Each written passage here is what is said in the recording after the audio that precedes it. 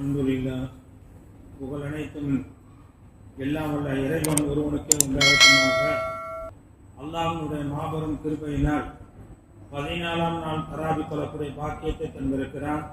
அதற்கு என்ன சிறப்பு என்று நான் பார்க்கின்ற பொழுது, அதாவது நாளைக்கு மறுமையில கேள்வி கணக்கு கேட்கின்ற பொழுது மலக்குமார்கள் பரிந்துரை செய்வார்களா, இவர்களுக்கு கேள்வி கணக்கு இல்லாமல் சூனத்திற்கு நீங்க அனுப்புங்கள் என்று மலக்குமார்கள் ஷஃபாத்து செய்வார்கள் என்று சொல்கின்றார்கள். நாம பார்க்கின்ற பொழுது அல்லாஹ் தான் நம்மளை படைக்கின்ற பொழுது மலக்குகளையும் படைத்திருக்கிறான், சைத்தானையும் படைத்திருக்கிறான். ஒரு மனிதனிடத்தில் நீங்க பார்க்கின்ற பொழுது ஒரு மலக்கும் இருக்கிறார், சைத்தானும் இருக்கிறான். அப்ப நாம பார்க்கின்ற பொழுது சைத்தான் இருக்கிறானே, இந்த சைத்தான் நம்ம ஒருகளை சும்மா இருக்க விடுறது கிடையாது. எப்படிங்க, அவன் அல்லாஹ்விடத்துல என்ன செஞ்சிருக்கான், வாதாடிட்டு வந்திருக்கிறான். நான் எப்படியாவது இவனை நரகத்துல கொண்டு போய் தள்ளந்தனைக்கு விட மாட்டேன்.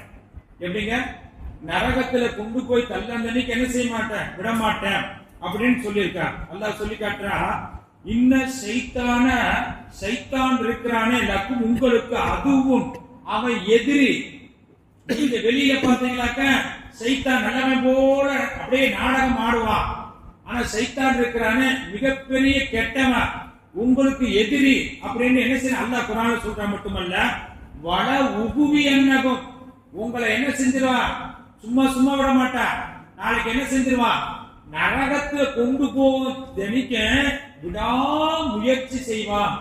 அப்படிப்பட்ட சைத்தான்ட நீங்க என்ன செய்யணும், பாதுகாப்பு தேடுங்கள். எப்படிங்க, சைத்தான்ட நீங்க பாதுகாப்பு தேடுங்கள் என்று என்ன செய்யறான் நபிகள் நாயகம் ஸல்லல்லாஹு அலைஹி வஸல்லம் அவர்கள் சொல்றாங்க. அல்லாஹ்வும் சொல்லி காட்டுறான். அப்ப சைத்தானிடம் இருந்து சைத்தான் பலவிதமான சைத்தான்கள் இருக்கின்றன.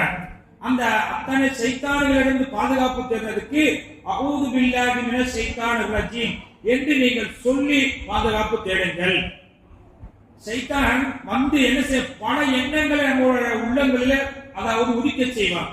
எப்படின்னு சொன்னா, ஒரு வணக்கசாலி ஒரு ஆளை உருவாக்குனார்.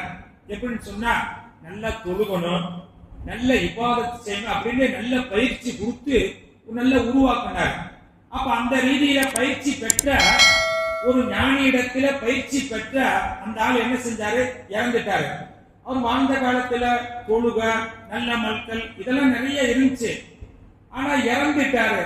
இறந்த பிறகு பாத்தீங்களாக்க அவரை இந்த ஞானி கனவு காண்கிறாரு நரகத்தில் இருக்கிற மாதிரி.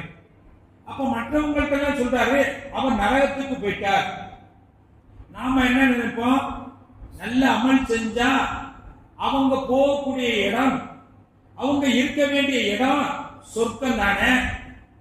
வாழ்ந்த காலத்துல தொழுக, இன்ன பிற நல்ல அமல்கள் செய்தா ஏன் இறைவன் சொர்க்கத்திற்கு அனுப்புனா அப்படின்னு பார்க்கின்ற பொழுது அந்த ஞானி சொன்னார், அவர் நல்ல அமல்கள் எல்லாம் செஞ்சார். ஆனால் அவர் என்ன நினைச்சார், ரெண்டு விஷயம். ஒண்ணு, நான் நல்லா தொழுகிறேன், நான் நல்ல அமல்கள் செய்கிறேன், நிச்சயமான சொர்க்கத்துக்கு போவேன். நிச்சயமா யாரும் நம்ம நினைக்க முடியாது. எப்படிங்க, யாரா இருக்கட்டும், எப்படிப்பட்டவரா இருக்கட்டும், நான் தொழுகிறேன், நான் ஜக்காத்து கொடுக்கிறேன், நான் நோன்பு வைக்கிறேன், இன்ன பிற அமல்கள் எல்லாம் செய்கிறேன், இந்த அமலின் மூலமாக நான் சொர்க்கம் போவேன் அப்படின்னு அவன் நினைக்க கூடாது.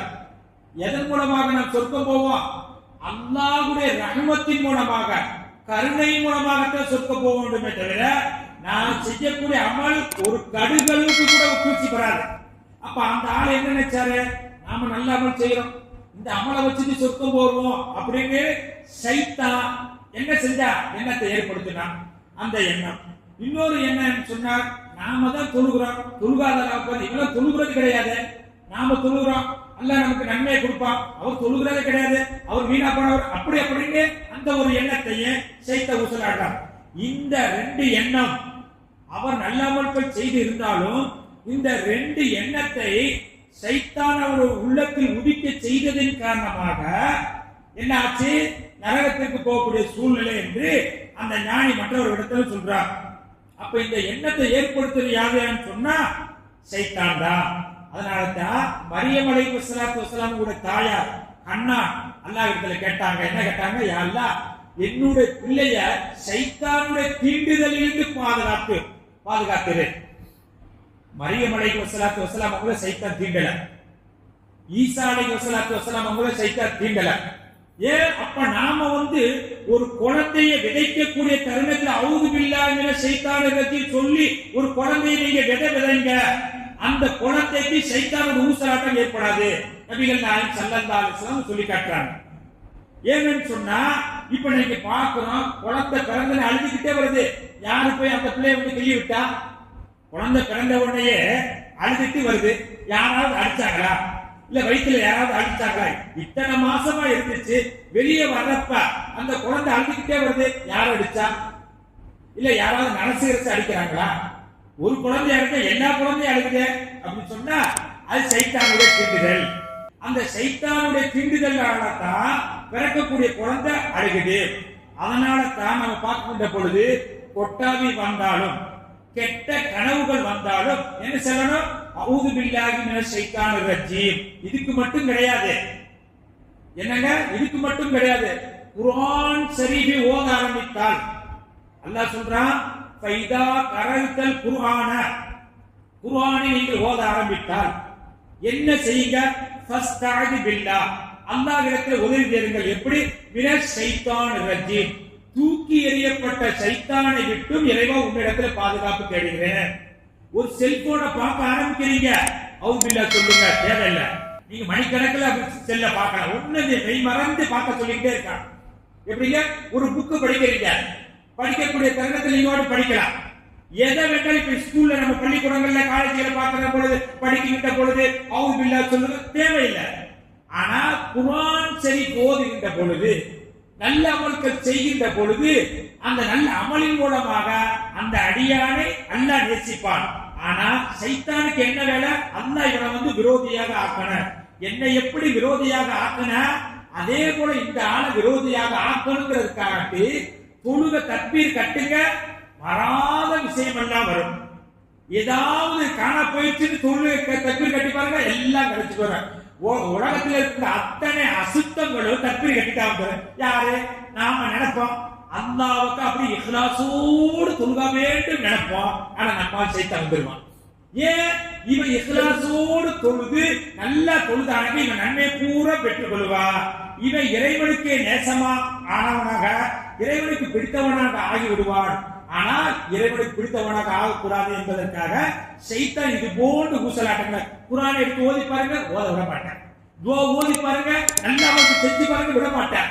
ஆகையினால தான் நல்ல அமல்கள் செய்கின்ற பொழுதெல்லாம் ஃபைதா கரல்தல் குர்ஆன ஃபஸ்தஅது பில்லாஹ், அஊது பில்லாஹ் சொல்லுங்க.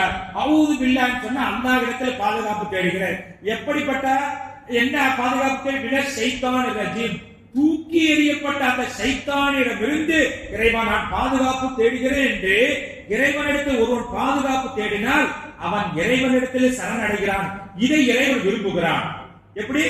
ஒரு அடியான் என்னிடத்தில் பணிந்து என்னிடத்தில் ஒப்படைச்சிருக்கிறான், அப்படி அந்த ஒப்படைப்பதை இறைவன் விரும்புகிறான். அப்படி ஒப்படைத்து விட்டால் சைத்தான் நம்மளது ஏதாவது எண்ணங்களை ஏற்படுத்தி விட்டாலும் கூட அல்லாஹ் அதை குற்றமாக்குறது கிடையாது. ஆகையினால தான் நாம் எந்த நல்ல காரியங்களை செய்கின்ற பொழுது சைத்தானை விட்டு பாதுகாப்பு தேடுங்கள் என்று ஸல்லல்லாஹு அலைஹி சொல்லியிருக்கிறாங்க. அப்படி பாதுகாப்பு தேடக்கூடிய நன்மக்களாக அல்லாஹ் உங்களையும் ஆக்கி அருள்வானாக.